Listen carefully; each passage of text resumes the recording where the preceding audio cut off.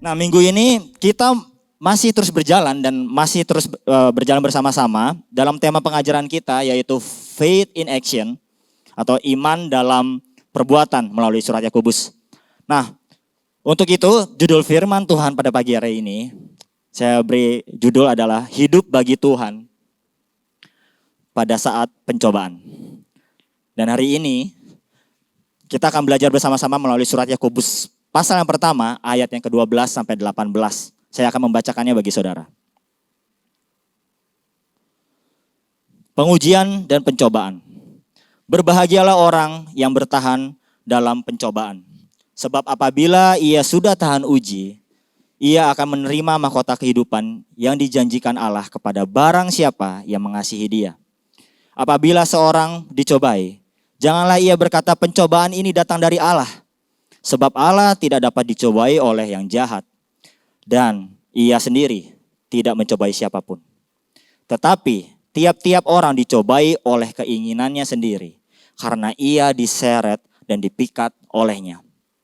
Dan apabila keinginan itu telah dibuahi, ia melahirkan dosa. Janganlah sesat.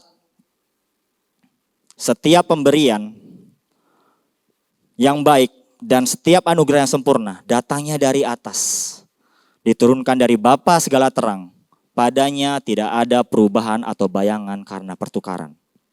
Atas kehendaknya sendiri, ia telah menjadikan kita oleh firman kebenaran, supaya kita pada tingkat yang tertentu menjadi anak sulung di antara semua ciptaannya. Nah, saudara sekalian, kita semua tahu bahwa surat Yakobus ini ditulis oleh Yakobus sendiri. Dan kita juga tahu bahwa Yakobus adalah saudara laki-laki Yesus. Nah, pada saat itu ia juga menjadi kepala gereja mula-mula di Yerusalem. Nah, lalu Yakobus menuliskan surat ini untuk ditujukan kepada ke-12 suku Israel, yaitu bangsa Yahudi yang tersebar, yang tercecer, terpencar di perantauan karena penganiayaan pada waktu itu. Di dalam suratnya, Yakobus banyak menuliskan serta dorongan untuk menguatkan iman dan mengingatkan kembali kepada mereka agar mereka dapat menghadapi pencobaan dan penderitaan dalam kehidupan mereka melalui lensa Injil. Sebagai bentuk nyata iman mereka, iman percaya mereka kepada Yesus Kristus. Oleh sebab itu, surat Yakobus ini bisa dibilang sangat bersifat praktis. Ya. Yang artinya juga bahwa surat ini menekankan agar hendaklah kita sebagai orang percaya bukan hanya menjadi pendengar firman, tetapi juga menjadi pelaku firman di dalam setiap aspek kehidupan kita sehari-hari. Inti dari surat Yakobus ini adalah mendorong kita untuk kita bisa bertahan dan bersabar dalam pencobaan, penderitaan, kesengsaraan, serta bertekun mencari hikmat dan kebijaksanaan Allah melalui iman kita di dalam Kristus. Dan inilah definisi hidup kita sebagai kingdom influence, yaitu menghidupi iman dengan nyata sebagai kesaksian hidup kita. Oke, saya akan bagi menjadi 3 poin pembelajaran untuk kita pada pagi hari ini. Yang pertama, janji Tuhan melalui iman dalam pencobaan. Yang kedua, iman yang keliru menghasilkan penderitaan. Yang ketiga, anugerah kelahiran baru oleh iman. Oke, kita masuk yang pertama, janji Tuhan melalui iman dalam pencobaan. Berbahagialah orang yang bertahan dalam pencobaan, sebab apabila ia sudah tahan uji, ia akan menerima mahkota kehidupan yang dijanjikan Allah kepada barang siapa yang mengasihi dia. Nah, kita mulai dari poin yang pertama ini. Saya akan mengajak saudara sekalian untuk kita bisa membedah kata demi kata yang ditebalkan ini ya. Sehingga harapannya kita semua dapat mengerti maksud dari ayat ini. Kata berbahagialah. Ini kayak sepertinya terdengar gak asing lagi ya buat kita ya. Betul? Berbahagialah. Di mana kira-kira kita melihat ayat ini? Ayat ini tertulis di awal sabda Yesus dalam khotbah di bukit. Dalam Injil Matius 5 ayat 3-11. Nah, namun di dalam terjemahan bahasa Inggrisnya menjadi lebih tepat, yaitu diberkati. Berbahagialah yaitu diberkati. Dan dalam terjemahan bahasa Yunaninya, adalah makarios. Yang artinya simple, yaitu divine favor atau keberuntungan ilahi. Apa sih? Apa itu keberuntungan ilahi? Keberuntungan ilahi adalah saat seseorang sedang mengalami pencobaan atau penderitaan, ada berkat atau keuntungan rohani yang Tuhan berikan di dalamnya. Bahkan mungkin di tengah-tengah kerugian jasmani atau materi kita. Jadi makarios ini menjelaskan kepada kita bahwa Tuhan tidak memberitahu kita satu-satunya cara agar kita bisa diberkati. Melainkan kita dapat diberkati sewaktu kita menanggung pencobaan.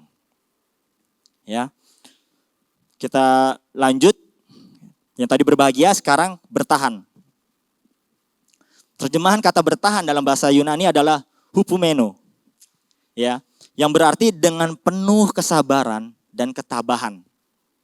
Ya, nah kata hupomeno ini juga bisa dapat kita jabarkan secara sederhana sebagai kemampuan untuk bertahan pada suatu keadaan dengan batasan waktu yang melampaui harapan.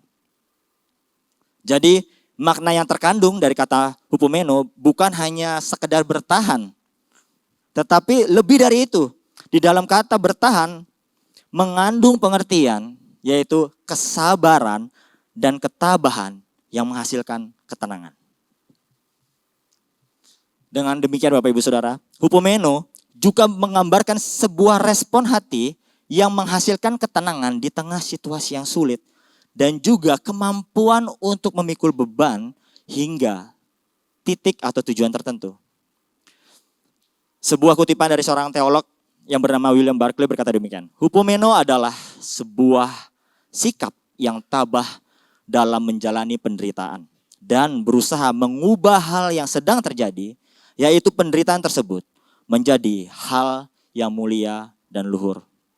Nah jadi dari pemahaman kata hupomeno ini, kita dapat merenungkan satu hal, yaitu saat kita sebagai orang percaya mengalami suatu pencobaan atau penderitaan, dan kita ada di dalam posisi bertahan, maka pada saat yang sama, ada ketabahan dan ketekunan yang bukan hanya dipandang sebagai sebuah kebajikan yang patut diperjuangkan oleh orang percaya, melainkan juga merupakan respon iman terhadap ketabahan Kristus sendiri. Dalam 2 Tesalonika 3 ayat 5, Rasul Paulus memanjatkan sebuah doa yang berbunyi demikian. Kiranya Tuhan tetap menunjukkan hatimu kepada kasih Allah dan kepada ketabahan Kristus. Rasul Paulus mengajarkan kepada jemaat di Tesalonika ini untuk meneladani ketabahan Kristus yang disebut hupomeno. Sehingga saat kita sedang menghadapi keadaan yang sulit ataupun sukar, kita dapat hidup dalam ketabahan dan ketekunan karena Kristus sendiri yang telah menjadi model dan modal dalam perjuangan kita. Apa maksudnya? Sebagai model, artinya ketabahan Kristus yang kita teladani. Dan sebagai modal artinya Kristus sendiri yang memberikan ketabahan dan ketekunan kepada kita. Ya, sekali lagi, sebagai model artinya ketabahan Kristus yang kita teladani. Dan sebagai modal artinya Kristus sendiri yang telah memberikan ketabahan dan ketekunan kepada kita. Jadi jika kita adalah orang yang percaya, kita adalah orang-orang yang percaya dan menjalani panggilan hidup sebagai murid Kristus, lalu ada begitu banyak pencobaan dan kesulitan hidup yang kita hadapi dalam hidup ini. Oleh karena itu juga, kita membutuhkan kualitas rohani yang tidak mudah dipadamkan oleh situasi apapun. Dan kualitas rohani itulah yang bernama hupomeno. Ya, dengan begitu hupomeno akan memampukan kita untuk menghadapi dan menyelesaikan setiap pencobaan dalam kehidupan kita sebagai sebuah respon dari iman kita kepada Kristus. Sebab kemampuan kita untuk bertahan, tabah dan tekun itu dalam menghadapi pencobaan adalah buah dari perbuatan kita yang bekerja sama dengan iman yang kita percayai. Spirit endurance and faith are incredibly important to our lives as Christians. Ketahanan rohani dan iman sangatlah penting, saudara sekalian. Penting bagi kehidupan kita sebagai orang Kristen. Kenapa? Kenapa begitu penting? Jujur. Karena sebagai orang percaya yang beriman, sejatinya kita tidak hidup di dalam peperangan jasmani aja. Melainkan kita hidup di dalam peperangan roh. Lalu kita lanjut ke kata yang ketiga, tahan uji. Ya, tadi berbahagialah, bertahan, dan tahan uji. Nah, kita harus tahu ini semua. Terjemahan kata tahan uji dalam bahasa Yunani adalah dokimos. Yang juga berarti layak atau disetujui. Nah, makna dari kata tahan uji ini dalam ayat ini dimaksudkan kepada setiap orang percaya bahwa sudah seharusnya kita tetap berdiri teguh di dalam iman percaya kepada Allah dan mampu bertekun di dalamnya. Agar kita tidak cepat goyah saat menghadapi berbagai pencobaan dan penderitaan dalam hidup ini. Sehingga makna dari dokimos ini menjelaskan yaitu orang percaya yang bertahan dalam pencobaan oleh karena imannya kepada Allah adalah ia yang layak atau disetujui sebagai orang yang mendapatkan mahkota kehidupan.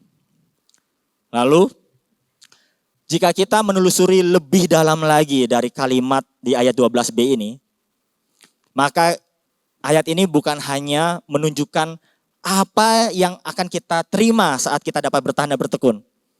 Tetapi kita dapat belajar 3 hal, yaitu melihat dan percaya pada janji Tuhan, memandang pada mahkota kehidupan kekal, dan mengasihi Tuhan.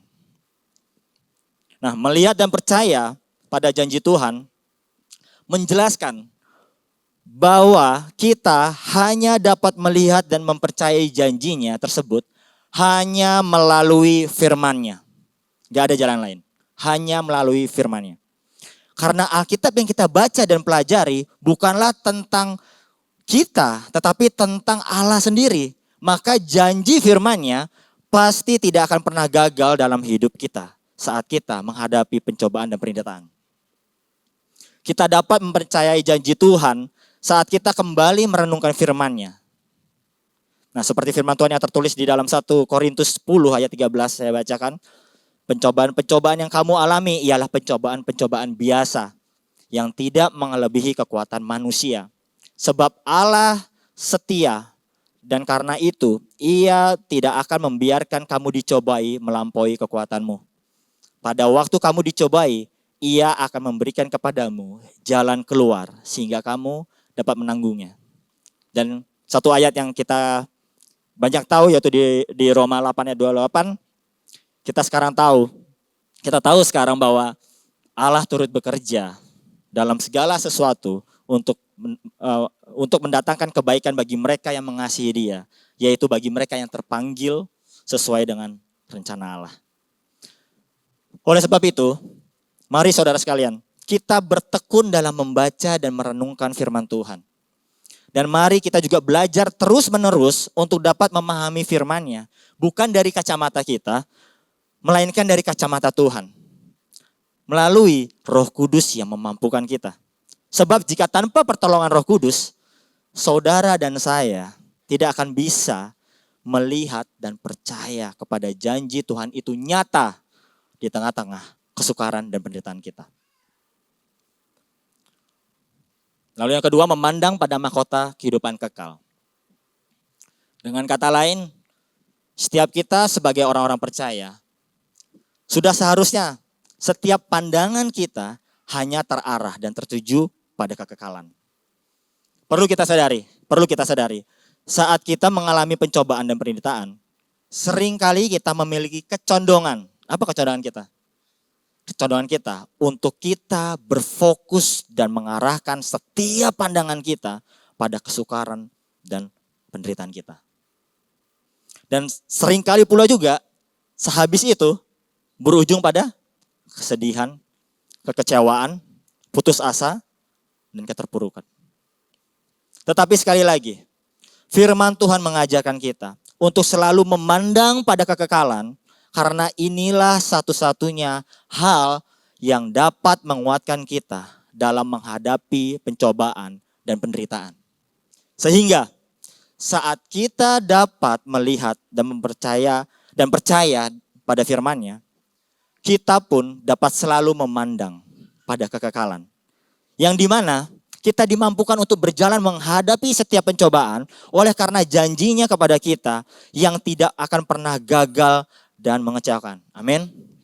Amin. Nah, sekali lagi, cara Tuhan untuk meneguhkan iman kita agar kita dapat selalu memandang janjinya, itu kita bisa lihat di dalam Roma 8 ayat 18 yang berbunyi begini, yang berkata demikian. Sebab aku yakin bahwa penderitaan zaman sekarang ini tidak dapat dibandingkan dengan kemuliaan yang akan dinyatakan kepada kita. Di dalam 2 Korintus 4 ayat 17 juga berkata, sebab penderitaan ringan yang sekarang ini mengerjakan bagi kami kemuliaan kekal yang melebihi segala-galanya, jauh lebih besar daripada penderitaan kami. Sebuah kutipan dari seorang pendeta gereja Presbyterian asal Inggris bernama Matthew Henry berkata demikian, we only bear the cross for a while, but we shall wear the crown to eternity. Kita hanya memikul salib untuk sementara waktu, untuk waktu yang singkat, tetapi kita akan memakai mahkota sampai kekekalan. Inilah sebuah berkat Tuhan yang bukan hanya diucapkan, tetapi juga dijanjikan kepada kita yang bertahan dalam pencobaan dan penderitaan.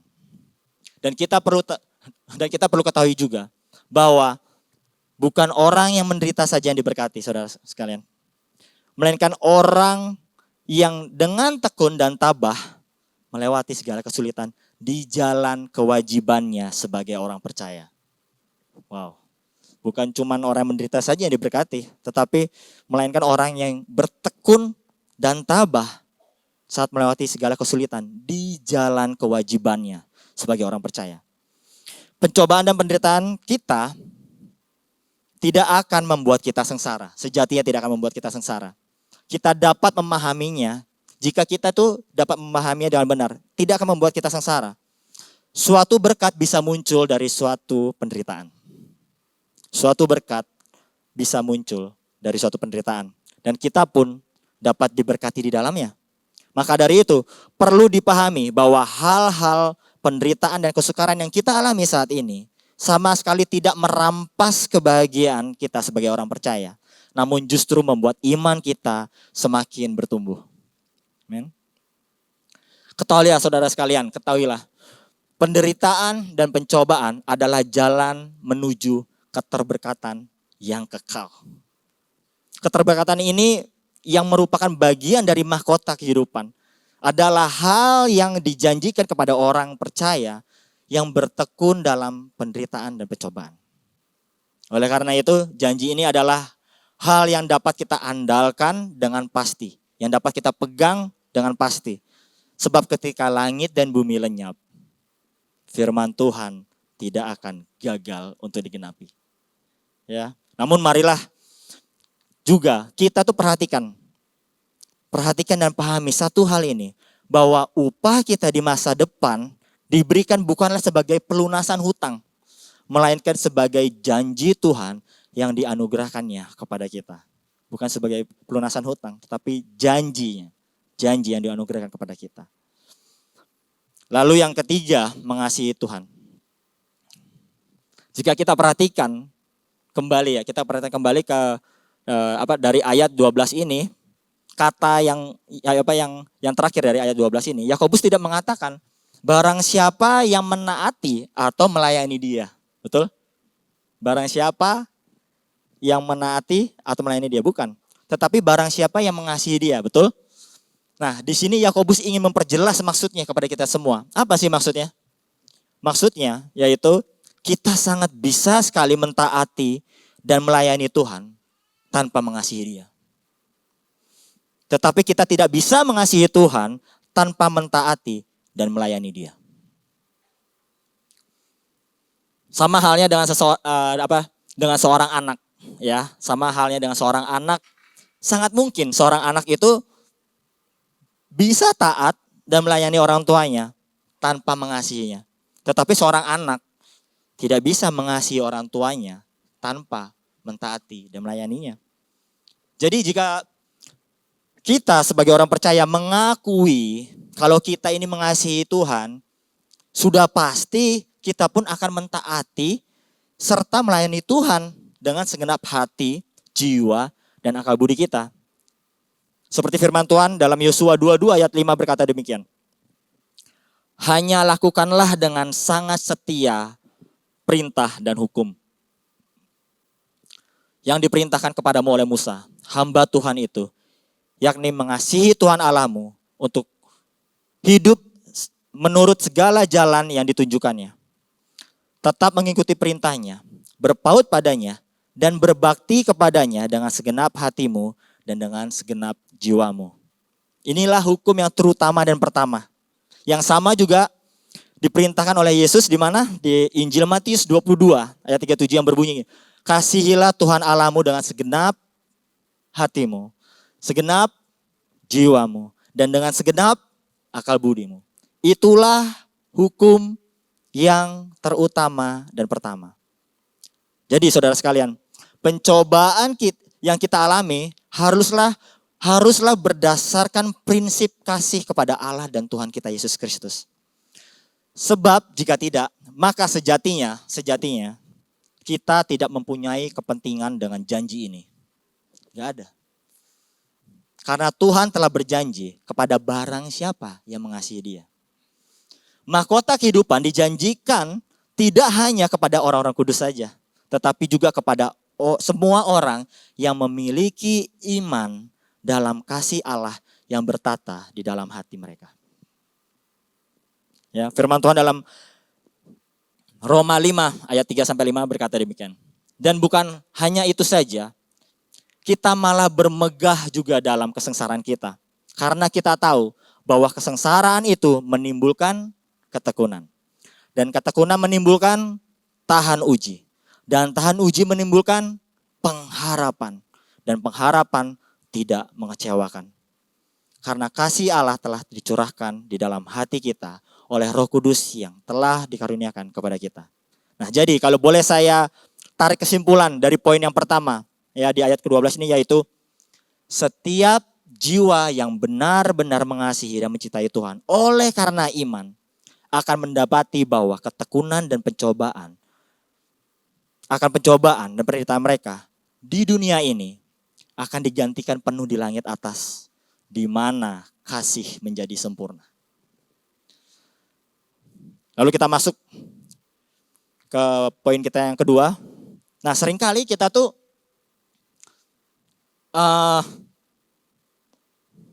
tidak percaya akan janji ini. Padahal kita tuh orang percaya, kita orang beriman, kita mengatakan bahwa kita orang beriman. Tetapi pada kenyataannya kita sering sekali gagal. Nah, gagalnya karena apa? Ya, kita akan bahas di sini. Saya akan bacakan, apabila seorang dicobai, janganlah ia berkata, pencobaan ini datang dari Allah. Sebab Allah tidak dapat dicobai oleh yang jahat. Dan ia sendiri tidak mencobai siapapun. Tetapi tiap-tiap orang dicobai oleh keinginannya sendiri. Karena ia diseret dan dipikat olehnya. Dan apabila keinginan itu telah dibuahi, ia melahirkan dosa. Dan apabila dosa itu sudah matang, ia melahirkan maut. Saudara-saudara yang kukasihi, janganlah sesat. Di ayat ini kita diingatkan bahwa pencobaan yang kita alami berasal dari dosa. Dan dosa itu bukan berasal dari Allah, melainkan dari keinginan hati kita sendiri. Kita harus sadar ini. Sehingga kita tidak boleh menyalahkan Allah atas segala penderitaan kita. Tidak bisa. Matthew Henry mengatakan demikian. Adalah sesuatu yang sangat buruk untuk berbuat dosa. Tetapi adalah hal yang jauh lebih buruk ketika kita telah berbuat salah, menyalahkan Allah, lalu mengatakan bahwa itu disebabkan oleh Allah. Namun apa yang direncanakan jahat oleh iblis dapat digunakan untuk kebaikan kita. Iblis menggunakannya untuk mencobai kita. Tetapi Allah menggunakannya untuk menguji iman kita. Contoh seperti apa yang dialami oleh Ayub. Ya, iblis merencanakan kejahatan bagi Ayub, tetapi Allah menggunakannya untuk menguji Ayub. Charles Spurgeon mengatakan demikian. Setan menggoda, Tuhan menguji. Namun pencobaan yang sama bisa saja merupakan godaan sekaligus pengujian. Dan itu mungkin merupakan ujian dari pihak Tuhan dan godaan dari pihak iblis. Sama seperti Ayub yang menderita karena iblis, dan itu adalah sebuah pencobaan. Tetapi dia juga menderita dari Tuhan melalui iblis, dan itu merupakan ujian baginya. Nah, siap-siap ya, kita kencangkan sabuk pengaman kita, ya, kita akan masuk lebih dalam lagi. Lalu dikatakan di ayat yang ke-14 bahwa tiap-tiap orang dicobai oleh karena keinginannya sendiri, karena ia diseret dan dipikat olehnya. Ayat ini memperjelas kita sekali lagi bahwa pencobaan memang bukan ide dari Tuhan, tetapi ide dari si jahat. Namun, bukan hanya dari iblis saja yang menggoda kita, melainkan dari keinginan diri kita sendiri. Jelas sekali. Ayat ini sedang memberitahu kita bahwa letak penyebab kejahatan yang sebenarnya itu terletak pada keinginan-keinginan kita yang bersumber dari hati kita. Seperti yang kita semua tahu bahwa iblis disebut penggoda. Ya, iblis disebut penggoda. Tetapi di ayat ini tidak menekankan kalau iblis yang menjadi pengaruh lebih besar. Melainkan keinginan kitalah yang mempunyai pengaruh lebih besar dalam mengambil sebuah pilihan. Mungkin ilustrasi sederhananya begini, seperti seekor ikan yang terpikat oleh umpan. Dan setelah itu ditarik, lalu ikan itu pun berujung mati. Inilah gambaran kita yang sering kali kita jatuh dalam pencobaan, karena kita sendirilah yang memilih dalam keputusan-keputusan yang kita buat dengan keinginan kita sendiri. Satu hal yang perlu kita ketahui, betul iblis tentu saja mencobai kita. Namun satu-satunya alasan godaan itu mempengaruhi kita adalah karena natur kita yang telah jatuh dalam dosa. Yang merusak segala keinginan-keinginan yang diberikan Allah kepada kita. Sehingga kita cenderung lebih memilih keinginan daging ketimbang keinginan roh. Tuh. Dengan kata lain, alasan yang membuat kita berbuat dosa adalah karena kita menginginkannya.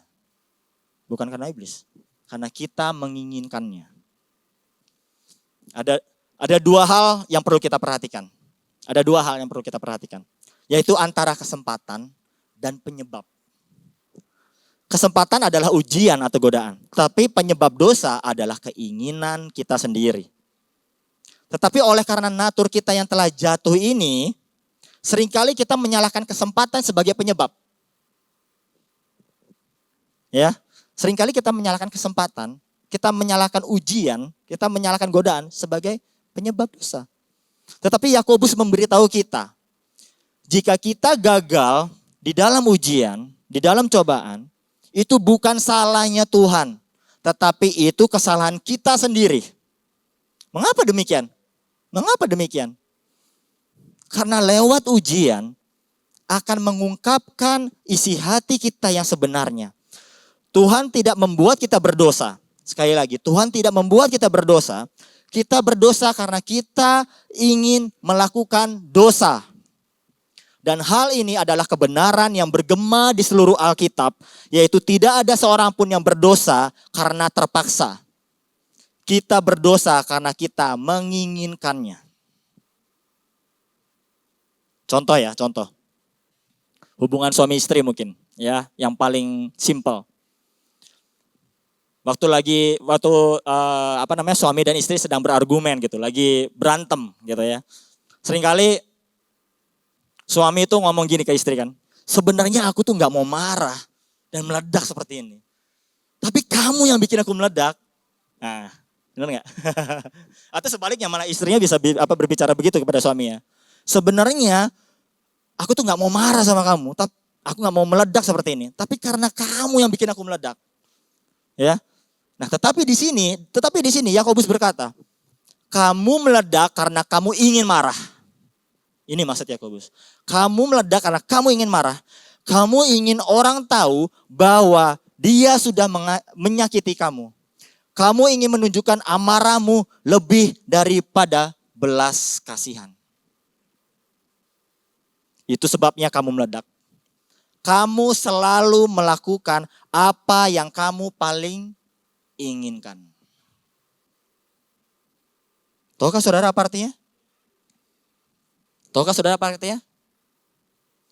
Kita selalu punya pilihan.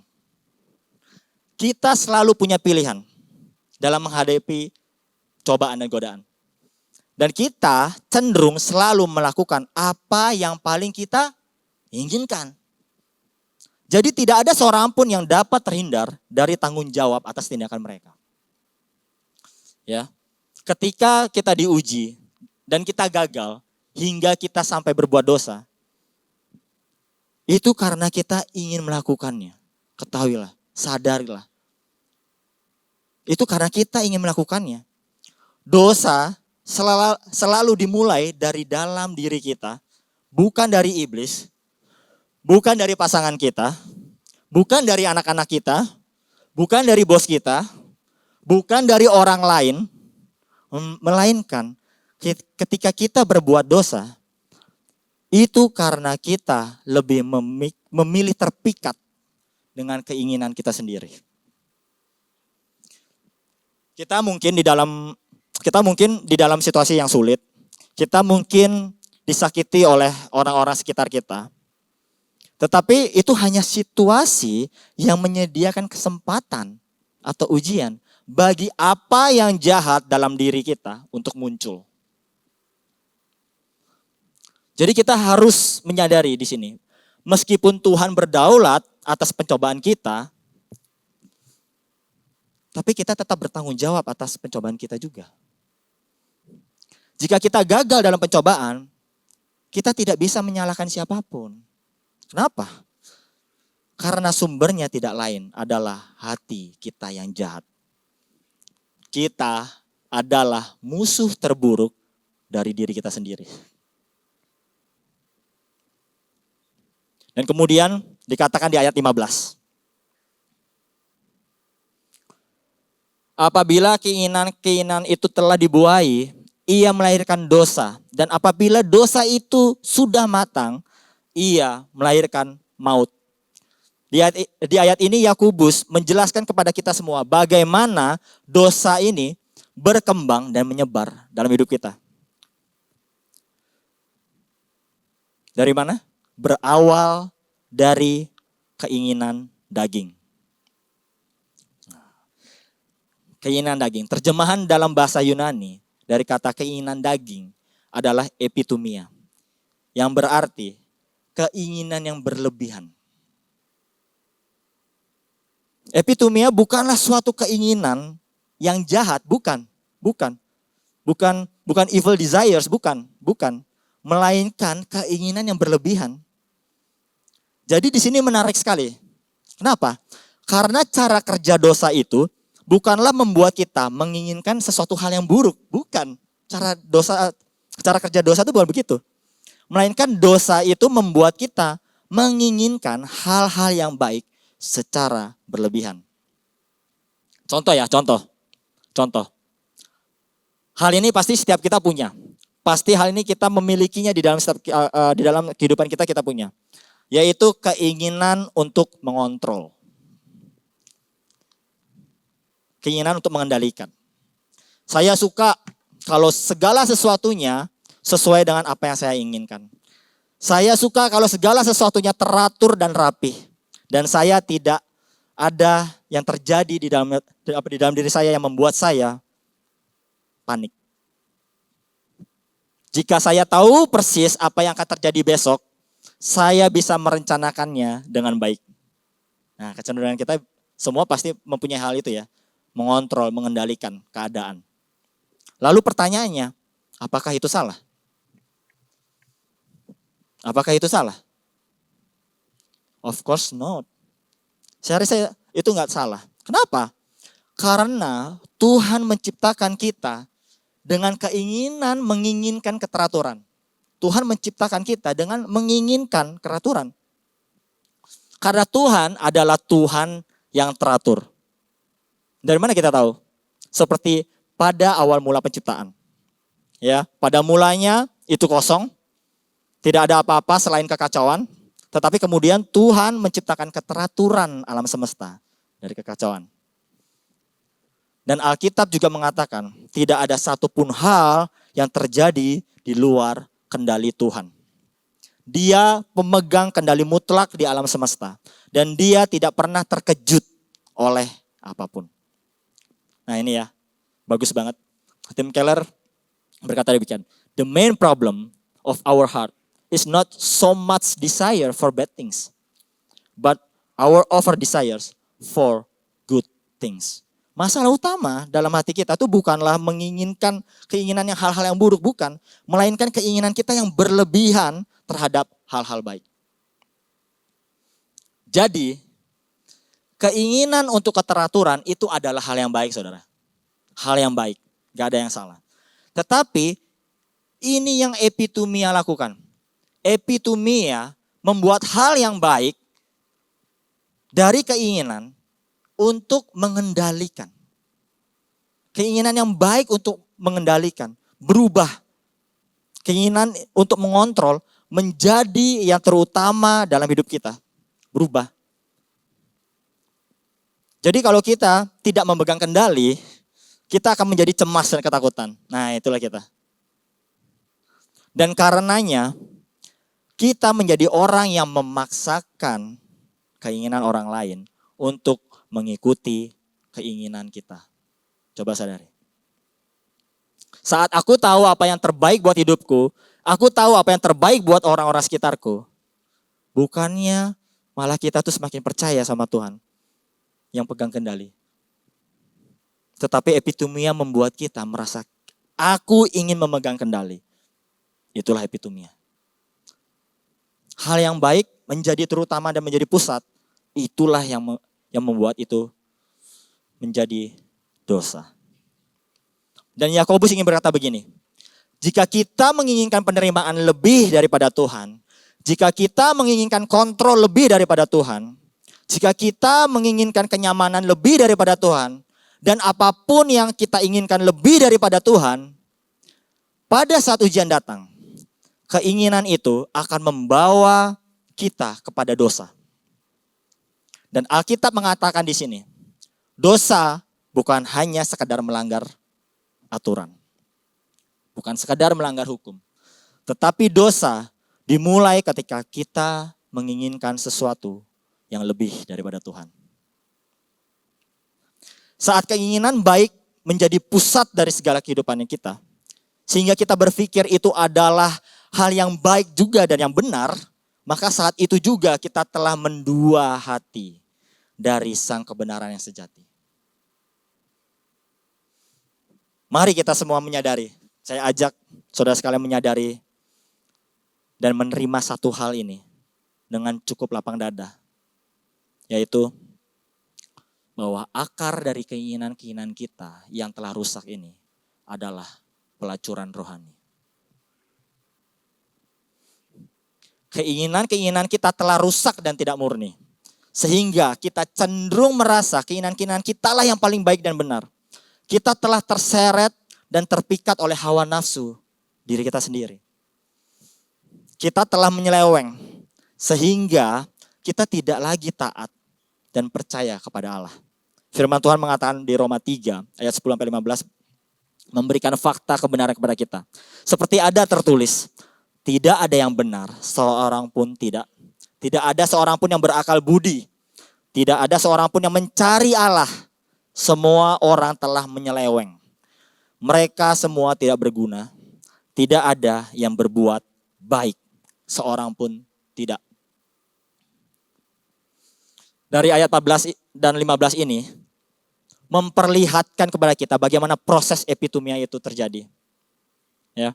Saat dimulai dari keinginan kita, lalu keinginan itu menjadi hal yang utama sehingga kita terseret. Dan saat hal itu berubah menjadi pusat hidup kita, maka kita sudah dipikat oleh hawa nafsu kita sendiri.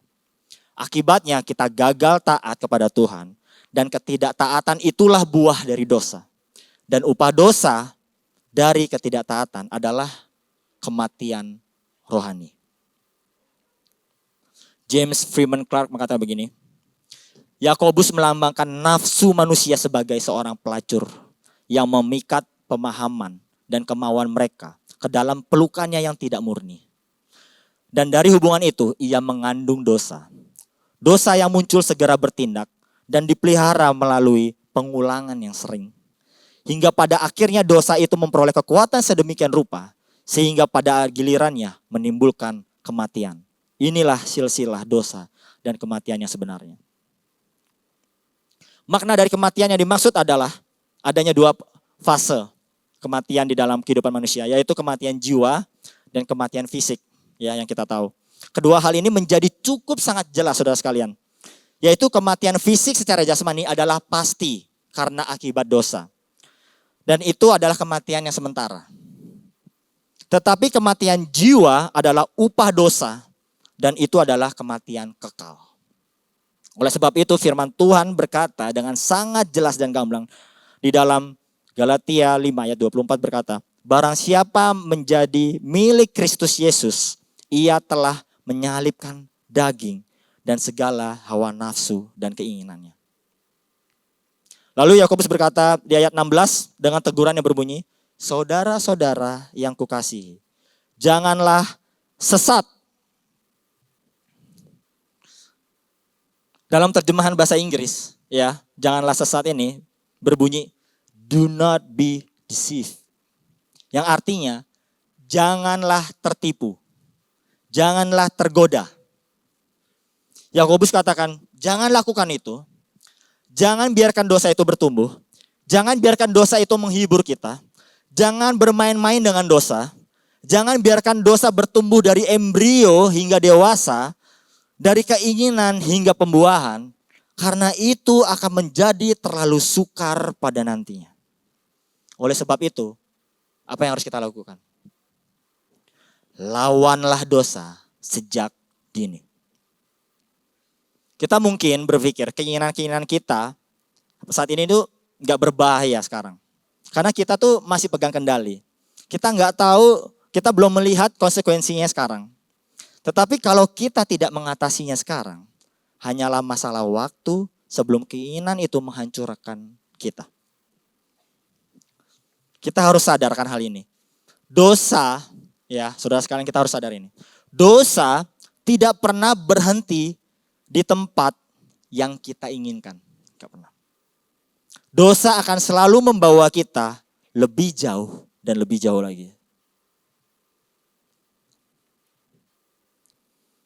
Dan sebelum kita menyadarinya, kita mendapati diri kita telah melakukan hal-hal yang tidak pernah kita bayangkan sebelumnya.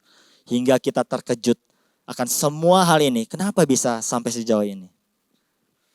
Dan itu semua dimulai dari keinginan. Saudara sekalian, mari kita sadari kembali bahwa strategi besar iblis dalam pencobaan adalah meyakinkan kita bahwa dengan mengejar keinginan-keinginan kita yang telah rusak ini akan menghasilkan kehidupan dan kebaikan bagi kita. Ingat, iblis hanya datang untuk mencuri, membunuh, dan membinasakan. Ya. Jadi, kesimpulan dari poin yang kedua ini, kalau boleh saya simpulkan adalah, jika kita dipertobatkan akan keberdosaan kita dan dilayakkan oleh karena iman di dalam Kristus, maka kita juga akan dimampukan untuk menyalibkan daging serta berjalan oleh rohnya dalam menghadapi pencobaan. Lalu pertanyaan selanjutnya adalah bagaimana dong? Bagaimana kita bisa melawan pencobaan dalam berbuat dosa? Ada di poin ketiga, anugerah kelahiran baru oleh iman. Setiap pemberian yang baik dan setiap anugerah yang sempurna datangnya dari atas, diturunkan dari Bapa segala terang. Padanya tidak ada perubahan atau bayangan karena pertukaran.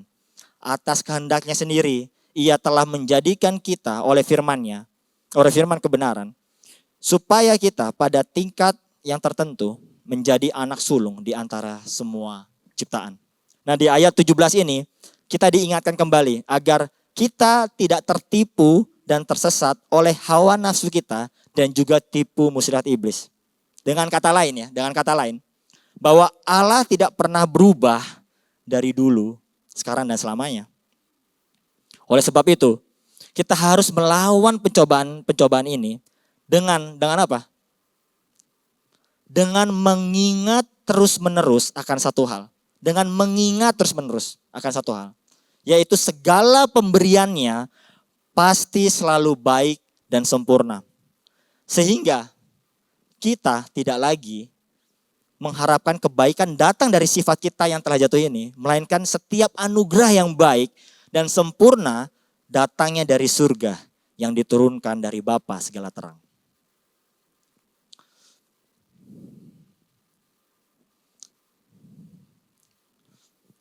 Sehingga gospel connection ya, sungguh besar rahmat anugerah Allah bagi kita. Pemberian yang terbaik dan sempurna dari Allah Bapa telah diberikannya kepada kita, yaitu putranya yang tunggal Yesus Kristus. Dia yang adalah sumber kebaikan dan kesempurnaan, rela meninggalkan kesempurnaannya, mati bagi kita yang berdosa ini, supaya kita yang berdosa ini dapat memperoleh segala kebaikan Allah.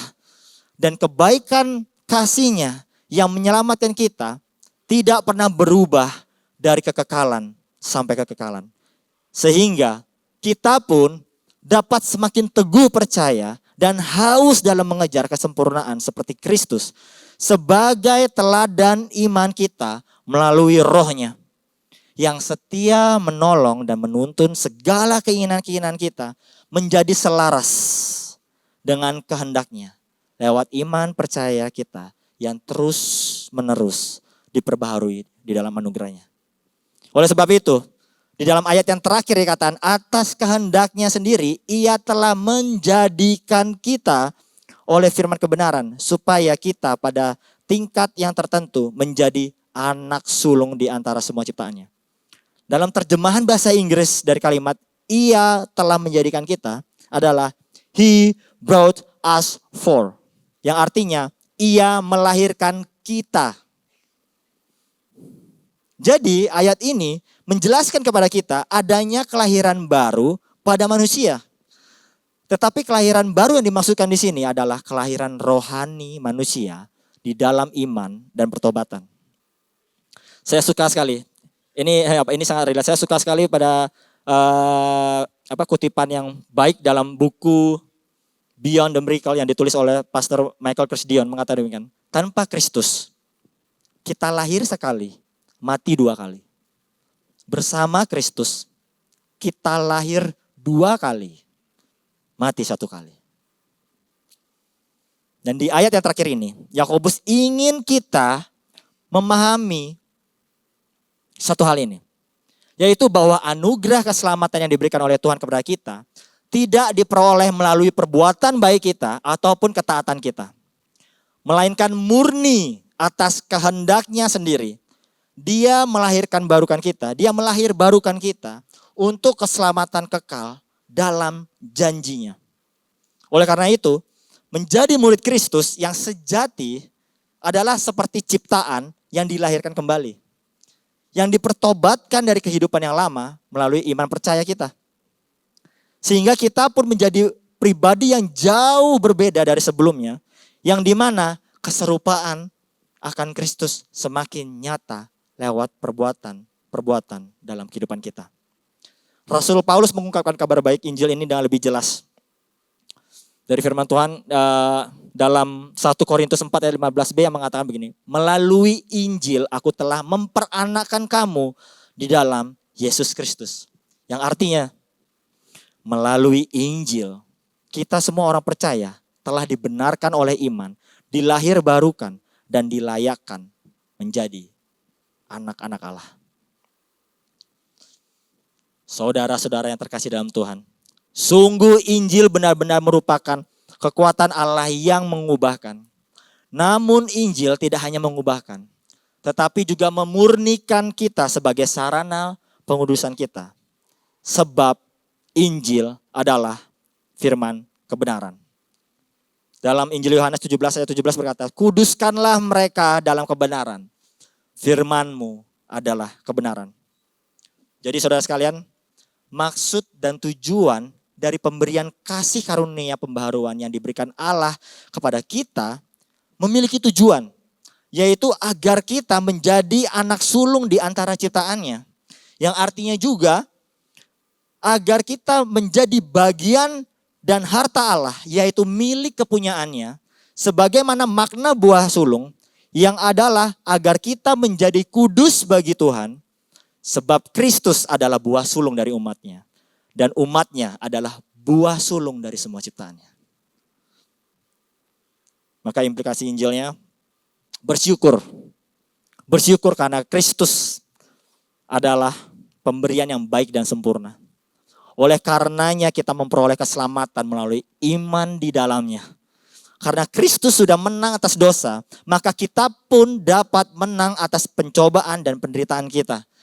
Hendaklah kita memilih untuk bertekun dalam pencobaan sebagai proses pendewasaan iman kita dalam menantikan janji Tuhan.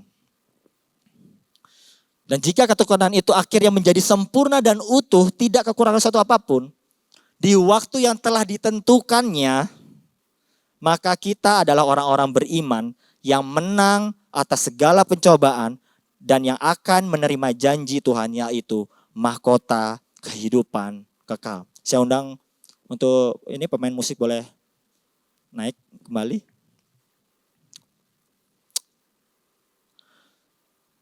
Memang sulit, memang tidak mudah saudara sekalian untuk kita dalam kita menghadapi pencobaan dalam hidup ini. Tidak sukar, tetapi satu sisi kita juga sadar bahwa kita memiliki sebagai orang beriman, kita memiliki roh di dalam roh kebenaran, yaitu Roh Kudus itu ada di dalam diri kita. Ironisnya, saat kita menghadapi sebuah pencobaan, roh yang besar yang ada di dalam hati kita, seringkali kita padamkan dengan semua keinginan hawa nafsu kita. Kita lebih memilih keinginan hawa nafsu kita, keinginan daging kita. Kita lupa bahwa roh yang ada di dalam hati kita lebih besar dari apapun.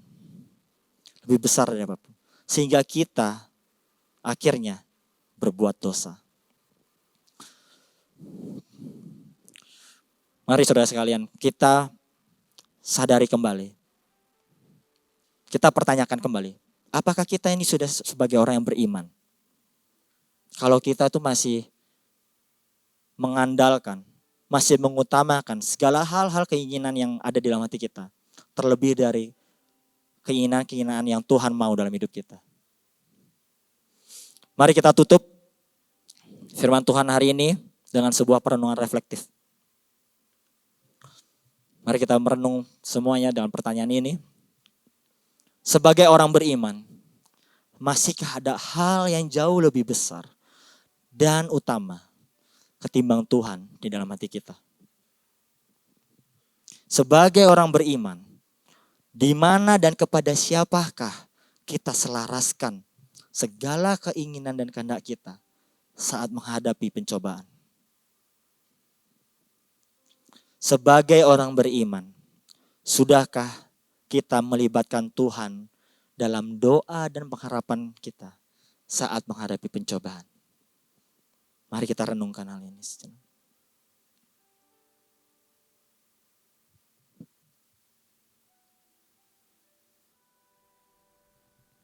Saya berdoa agar melalui perenungan ini, melalui firman ini, Roh Kudus dapat menuntun kita kembali kepada pertobatan kita. Kita bertobat tidak cuma sekali, tetapi kita perlu bertobat setiap hari. Karena kita seringkali kita melupakan Injil itu setiap hari. Maka dari itu kita perlu bertobat setiap hari.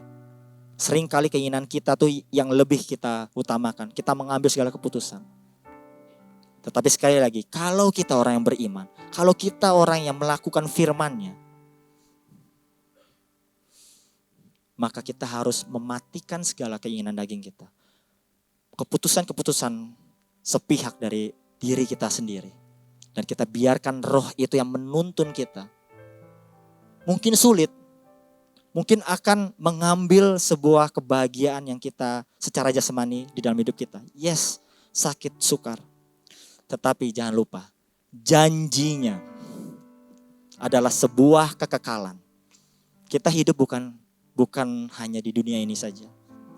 Tujuan hidup kita adalah kita hidup bersama Tuhan kita di dalam kekekalan.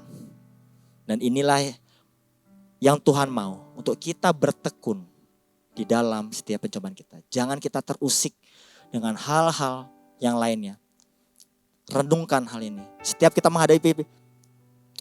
waktu kita menghadapi pencobaan, renungkan, pandang salib Kristus yang sudah terlebih baik, terlebih sempurna dari segalanya yang kita punya. Sehingga kita boleh dimampukan untuk memilih pilihan yang roh itu menuntun. Mari kita berdoa.